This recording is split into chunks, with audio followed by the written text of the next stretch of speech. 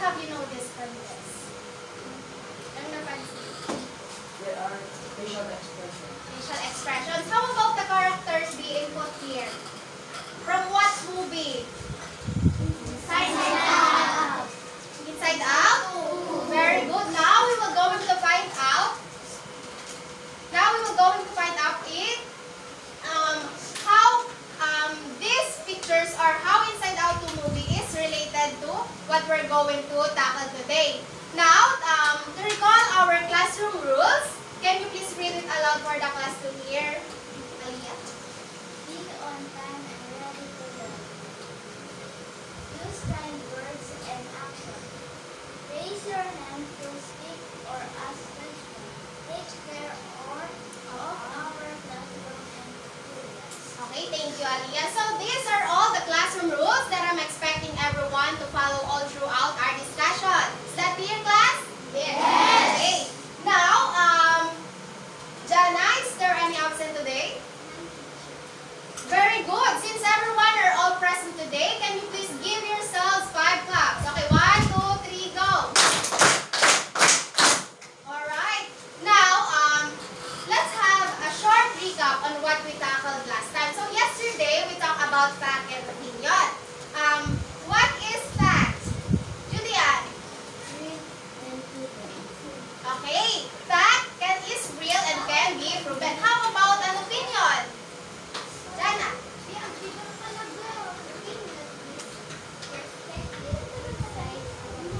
Very good. Perspective or insights about something.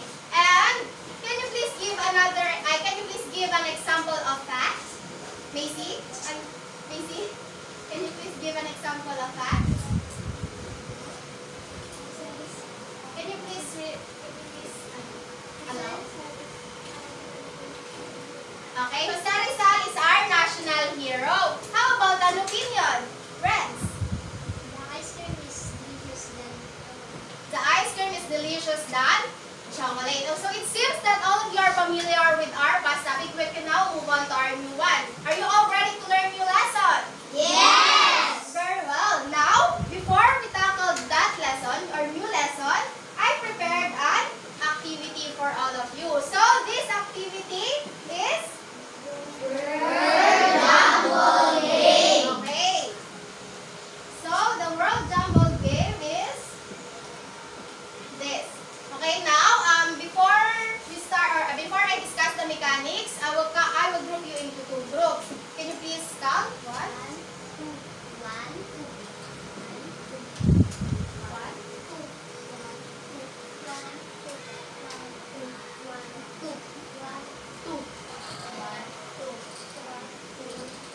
Okay, so go to your respective group first. This will be the group 1 and this will be the group 2. Quietly, okay?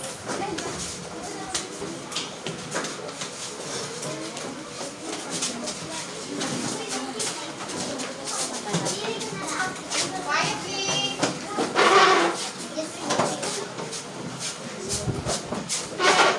Okay, so this will be the hand cardboard of group 1. This will be the hand cardboard of group 2. Okay, choose one representative that will go into raise that hand cardboard, okay? Okay, so let us read the mechanics of our activity. Okay, welcome to the game. Okay, so this is the mechanics. First, the teacher will flash the jumbled letters along with the hint. Magpa-flash daw ako ng jumbled letters na may kasamang hint. Then, each group will guess the correct word based on the hint given. We're going to guess it. Then, the first group to raise their cardboard will have a chance to answer. I will count from 1, 2, 3, go. And then, of course, at the go, you will raise that cardboard. And the first group to raise their cardboard, yun yung may chance na magsagot or mabuo yung jumbled letters. Then, the group with the highest number of points wins. Is the mechanics clear? Class? Yes. Okay, let's start. Okay, I will read first. These are the things you feel inside. Okay? The one who raised the cardboard, please raise it in the count of 1, 2, 3, go. Okay. Emotion. Emotions. Let's see if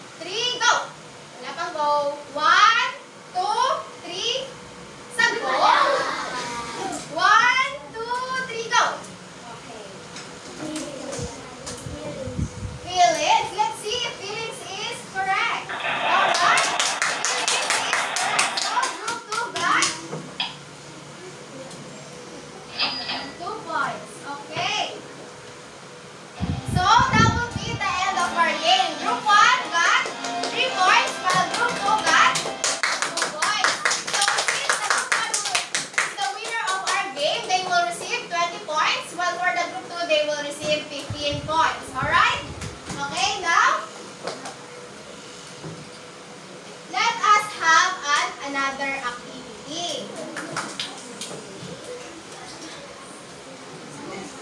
So, this activity is what we call, everybody read. Guess the emotion. Alright, guess the emotion. So, the mechanics. So, let me read the mechanics first. Each group will choose one representative with the same group head. This will be the group 1 and this will be the group 2. So that next, the teacher will show a picture portraying an emotion. As he said, an emotion or feelings, and the representative will take turns acting it out. Yung representative daw na mapipili per group ay may papakita akong picture sa kanila, then i-act yun ng representative na yun. Then, each group is tasked to guess what emotion the representatives are showing. Huhulaan daw ng per group kung ano yung emotions na pinapakita. Then, the first group to raise their hand cardboard and guess the emotion correctly will earn a point. The group with the most points at the end will be the winner. Ganun pa rin. Bibilang pa rin ako ng 1, 2, 3, go. Okay? Sino sa ang representative ng group 1? Karen. Karen, punta dito sa unahan. Iba ang magtataas ng hand cardboard at iba yung mag-a-act ng emotion. How about the group 2? Mag-a-act lang ng emotion. Grabe, ikaw na lang dito. Okay? So, ang unang mag-a-act ay ang group 1. Ipapakita ko dito ha. Ikaw ang sa number 2 na mag-a-act. Okay, are you all ready? Yes! Okay. So, this is the first emotion. Iyan mo, papakita mo. Are you all ready? Dito ka sa unahan para makita rin ng group 2. Okay. 1, 2, 3, act it out. Alam niyo na kung anong emotion it is? Okay. In the count of 1, 2, 3, go!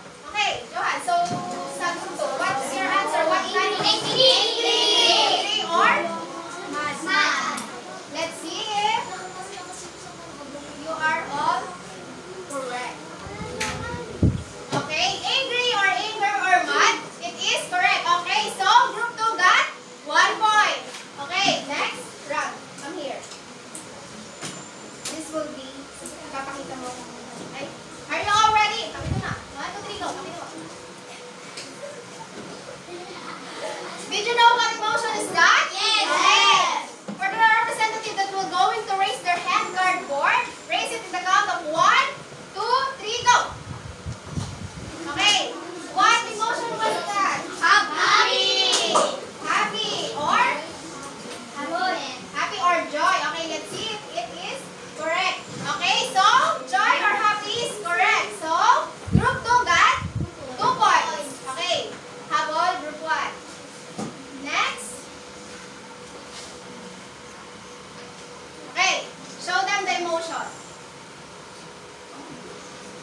Show them the emotion. What emotion is this? Did you already know? Yes! Yes! Okay. 1, 2, 3, go! What emotion was it? Sadness. Let's see if it is correct. Okay, sadness is correct. So, group 1 got 1 point while group 2 got 2 points. Next, Ram, come here. Ram, come here. Okay, show them the emotion. Show them the emotion. Okay, did you already know what emotion was that? Okay, in the count of 1, 2, 3, go! Ulit. 1, 2, 3, go! Fear, let's see if fear is correct. Alright, fear is correct. So, it's that right. Group 1 got 2 points and group 2 got 1 point. So, this will be the last. So, sino ang makakakuha ng point na siya ang mananalo? This one. Okay, show them the emotion. Show them the emotion. Did you know what emotion was that? Yes!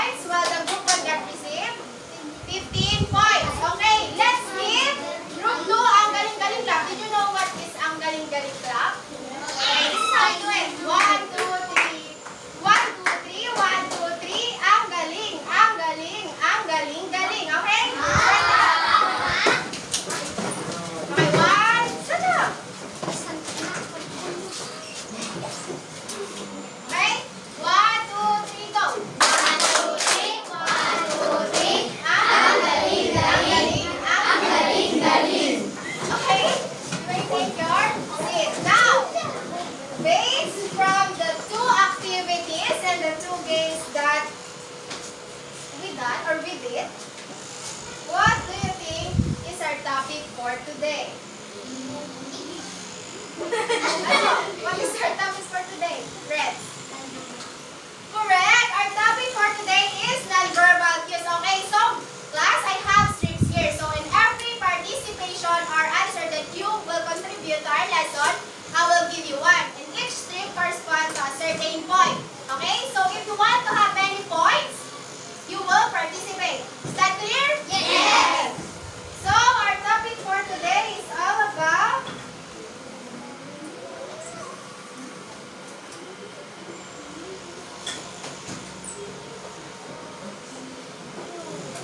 understanding nonverbal cues.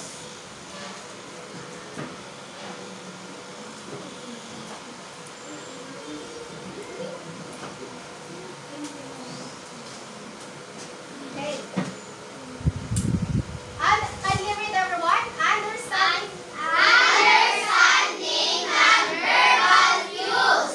Now, before we start, what do you think is nonverbal cues? Yudian. Nonverbal cues is how communicate without speaking. Okay, very good. She is correct. Nonverbal cues is how we communicate without speaking. So, let us first have our learning objectives before we start. Okay, so at the end of this lesson, the pupil should be able to identify the different types of nonverbal cues. Okay, identify the different nonverbal cues. Then, show appreciation for the importance of nonverbal cues in understanding others' feelings. Then third, perform appropriate nonverbal cues in a given situation. So these are all the learning objectives I'm expecting everyone to attain at the end of our lesson. Is that clear, class? Is that clear? Yes. Very well. Now let's start. Can you please read the first slide? Friends? Nonverbal cues are ways of communicating without using words such as facial expressions, gestures, and eye contact. Okay, so nonverbal cues are ways of communicating without using words. Technically or literally, it is how we communicate without speaking. An example of it are facial expressions, gestures, and eye movements. When we say facial expressions, saan makikita siya? Okay, sa face. How about gestures? Sa kamay, sa body. How about eye movements? Sa mata. Very good. Now, an example of this is smile. When we smile, like joy inside out, it shows that we are happy. While when we frown, like sadness in Inside Out 2 movie, it shows that we are upset or sad. Okay, so aside from the nonverbal cues I've mentioned, can you please give another one? Another head. Aizen. Huh? Can you show that emotion? Okay, very good. So another example of nonverbal cues is angry. What kind of nonverbal cues is being shown when we are angry? Like the emotion. Facial expression. Okay, so in facial expressions, we can see that someone is angry when they are. What emotion? Can you show them the emotion of angry? Okay, that's right. That's the facial expression when someone is angry. How about another example? The gestures naman. Gestures. Gestures. Easy. Gestures. Like using hands or ano. So gestures. No, that's emotion. Another hand. Ito mo na. Okay, what does waving hand means? Okay. Waving hands means saying word greetings or saying hello to someone na nakasalubong natin. Another, Andriana. Can you show them what this is? Okay, so what does that mean? Kiss. We're saying sorry or okay. So peace are showing this sign. Showing this sign means that we are saying sorry or asking for peace to someone. Okay.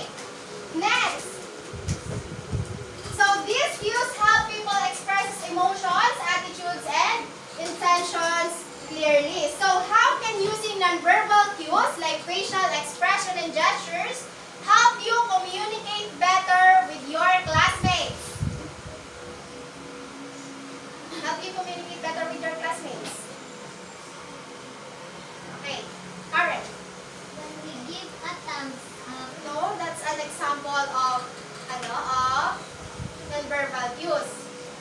So, how can using nonverbal cues like facial expressions and gestures help you communicate better with your classmates? You're asking for a friend? Okay, let's call a friend. Julian.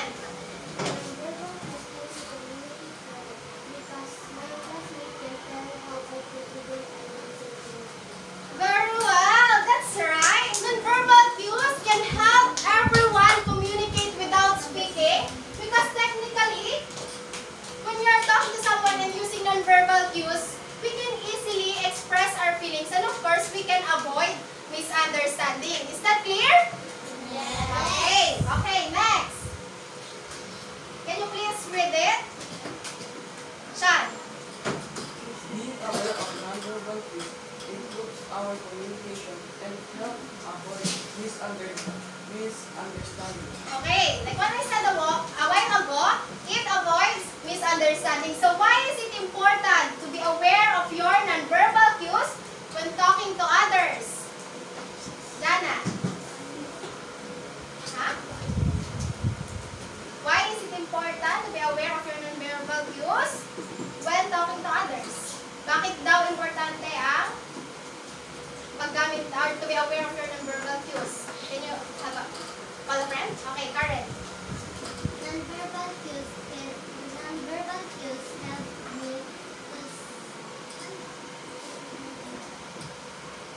nonverbal cues help people understand me better. Okay, so that's right. It is important to be aware of your nonverbal cues when talking to others because it not just help you or it not just help others to understand you better, but also helps you to express your feelings clearly and communicate effectively. Now, look at this picture. Based from these pictures, what are the nonverbal cues being present here? Eloise? No, nonverbal cues is without talking. Another, can you yung mga gestures, emotion, what gestures? Try. Hello, friend? Johan? Happy? Or? Smile. That's right. One of the nonverbal cues present here is smile. So it shows that this curly girl is happily talking with this another girl. Okay, another nonverbal cues. Friend, Misha. What gesture is being shown here? Okay, so this extending a hand means this curly hair girl is explaining something to this girl, right? Okay, another nonverbal cues. May napansin ba or wala na? Okay, so let's see. So this means that when you, okay, look at here and look at there. So this girl is leaning forward to this curly girl. So it means that this girl is paying attention to what this curly girl is saying. So these nonverbal cues help us or making us feel that this someone we talk to is feeling or it makes them feel heard and valued. Understood? Yes. Understood? Yes. Next. Try to print it for the class in your friends. Respect and Empathy. empathy are shown when we pay attention to how others express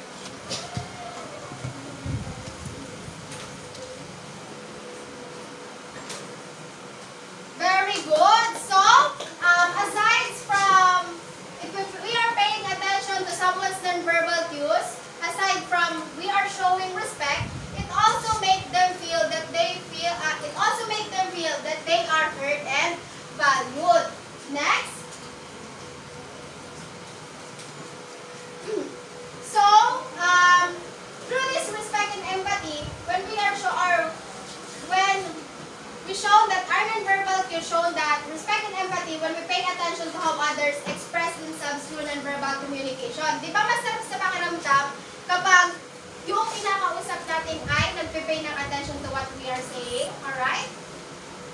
Di ba? Masarap sa pakiramdam? Di ba parang nakakawala ng gana kapag yung kausap natin hindi nakikinig? Okay, so those nonverbal cues na nagagamit natin, and it shows that those nonverbal cues that we are paying attention to someone we talk to, mas magiging comfortable yung usapan. Understood? Okay, now, that's it for our discussion. Are there any clarifications or questions from it? Okay, so, I will take that as a mean that you understand our lesson. Now, I will ask some question. Okay, what is nonverbal cues? Julian, what is nonverbal cues?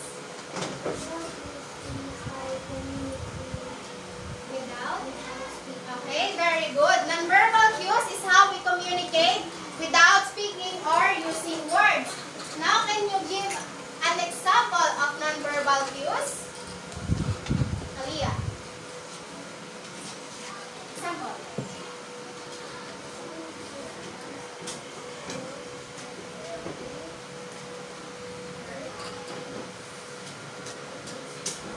Okay, that's right. When we give a thumbs up, it shows that we agree to something or something is good. Another example. Another example ng nonverbal cues. How about the emotions? Emotions. When we smile. Okay, when we smile. Okay, let's see. What kind of nonverbal cues will be shown if you are answering a hard math exam? What emotion? I said sad or disappointment. Another? Can you please? Nervous, because when we are answering a hard math exam, we feel nervous because we didn't understand what we are answering. How about when you are in love? What kind of emotion is it? Basic. Happy. Let's show them what happy is. Show them what ay happy nga. Okay, that's right. We are happy. How about you, Johan? Kinikilig. What is ano? Can you please show them what kinikilig is? Ay, kinikilig. Ganyan din ako kapag kinikilig eh. Okay? Very good now. Why is it important to pay attention to nonverbal cues when trying to understand what someone else feels? Jana.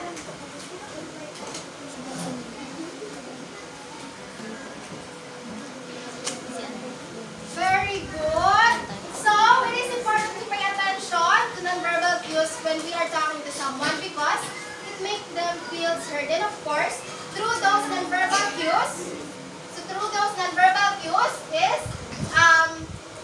we can easily show what, we can easily understood or code how someone else feels. Alright? Now, since everyone already knows our topics and familiar with it, let us have another group activity.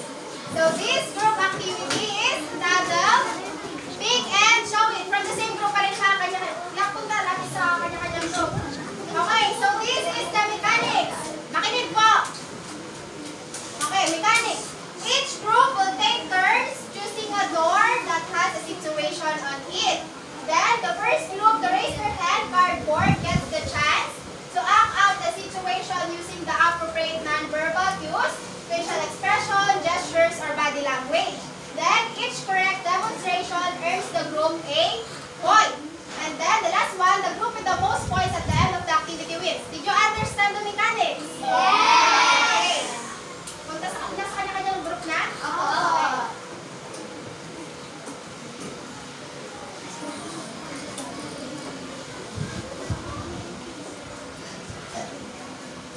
Are you all ready? Yes! Group 1, what door will you going to open? 3! Let's open door number 3. Okay. This is the situation.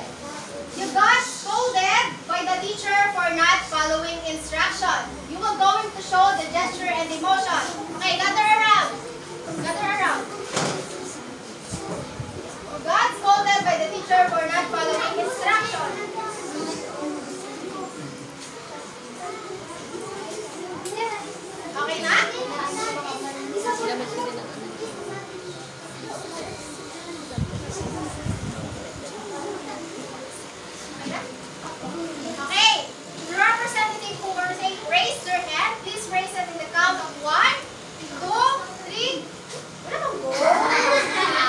bang go? 1, okay. 1, 2, 3, go.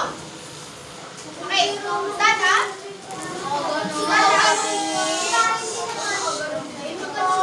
Stand up. Okay, show them the gesture and emotion when you got scolded by the teacher. Ay, hindi na nakikinig. Show them the gesture and emotion when you got scolded by the teacher for not following instructions. Okay, what emotion was that? Sadness or? Sadness. Okay, let's see if their answer is correct. Covering the face with hands. Kinover ba nila ang face ng hands nila? Kinover nila. And of course, tama yung sagot nila na sadness. Iyon, okay. So, group 2 got 1 point. Okay. Group 2, what door will going to open? 1. Okay. Let's open door number 1. Okay, this is the situation. You just received a gift you really wanted. You just received a gift you really wanted. Show the emotion. Okay, Sander. Okay, the one who raised their hand cardboard, please raise it in the count of 1, 2, 3, go. Okay, stand up. Show them the emotion when you just received a gift you really wanted. What emotion was that? Happy. Okay, let's see if happy or excitement is correct. Very good. Excitement and happiness is correct. So we got a tie point. Group 1 got 1 point and group 2 also got 1 point. Okay. Group 1, what door are we going to open? Door number 4. Okay, let's open door number 4. Okay, you're asked to present in front of the class and expect. You're asked. Okay, to the one who raised the hand cardboard, please raise it. The count of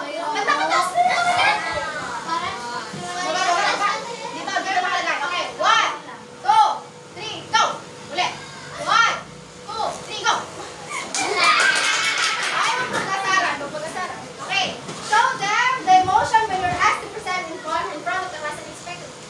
What emotion was that? Nervousness. Okay, let's see if nervousness is correct. Very good. Nervousness is correct.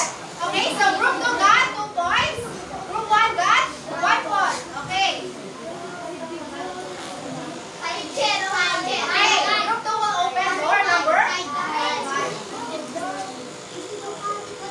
Okay, you saw someone trip and fall. Show the emotion and gesture. You saw someone trip and fall. Okay. Diba makita dyan ang emotion and gesture, ha? Okay. 1, 2, 3, go. Wala pa? Ay, huwag mo na sana. 1, 2, 3, go. Sasa. Okay. Dito sa unahan. Huwag ba makita? Okay. Show them the gesture and emotion. Okay, so what emotion was that? Caring, concern, and worry. Okay, let's see if caring, concern, and worry is correct. Very good. So concern and worry are correct. So group 1 got 2 points. Group 2 got 2 points. So we have a tie. So this will be okay. Door. Let's open door number 2 and find out the winner of this. Okay. You accidentally dropped your lunch on the floor.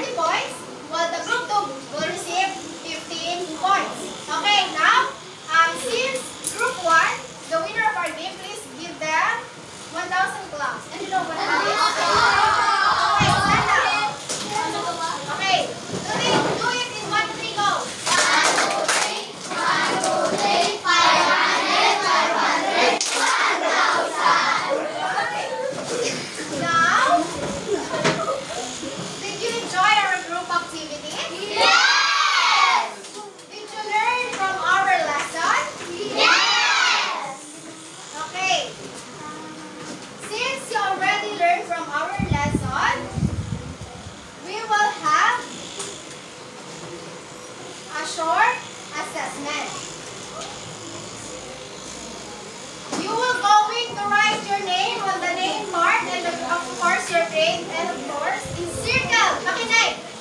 At hindi naman nakikinig, please go back to your proper seat.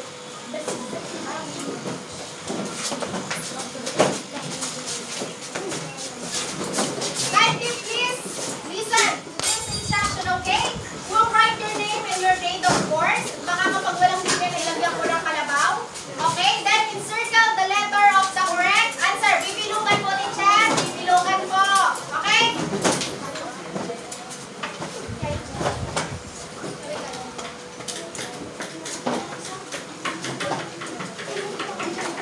Sabi sa akin kapag walang katanggapan. Meron. May sobra.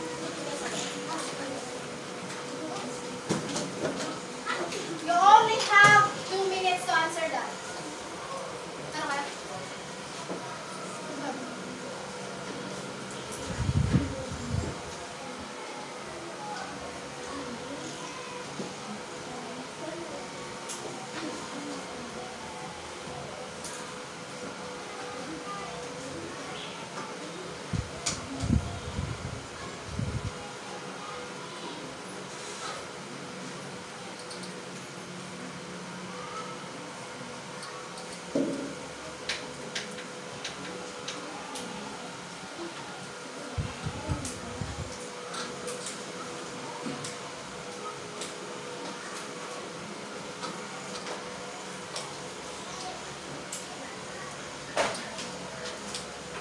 Makupiyahan.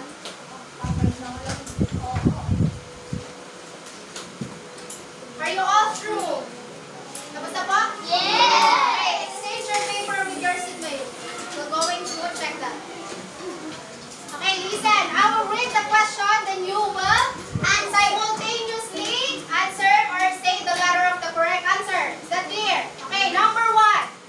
Which of the following is an example of a nonverbal cue? A, saying hello. B, smiling at a friend. C, reading a book. D, writing your name. What's the answer? B. Okay, correct. Letter B, smiling at a friend. Number 2. What does crossing your arms usually show? A, happiness. B, boredom. C, upset or discomfort. Or D, excitement. C. Okay, letter C, correct. Upset or discomfort. Number 3. Which gesture shows that you are happy or excited? B. Letter? B. Okay, letter B, clapping hands. Number 4. If someone looks down and avoids eye contact, it usually means they are? B. Letter? B. Letter B, embarrassed or shy. It is correct. Number 5 and last number. Why is it important to pay attention to nonverbal cues when talking to someone? A. Because it helps you understand how they feel. Okay, count the number of the correct answer and write it on the top of your paper. Okay, who got 5? 4? 3? 2? Wala naman siguro nakatunan, no? 1? Wala. Okay, pass your paper forward. Now, while you are passing your paper forward, copy your assignment on your assignment notebook. So our assignment, listen. Look around your home and write down 10 nonverbal cues you notice in the first column of a table. This will be the first column. This is clear. Then explain what each nonverbal cue means. Write your answers on a 1 whole sheet of paper. Saan daw isusulat? 1 whole sheet of paper. Okay, sulatin. Okay, are you all done writing your assignment? Yes. Okay, please stand up. Class, stand up.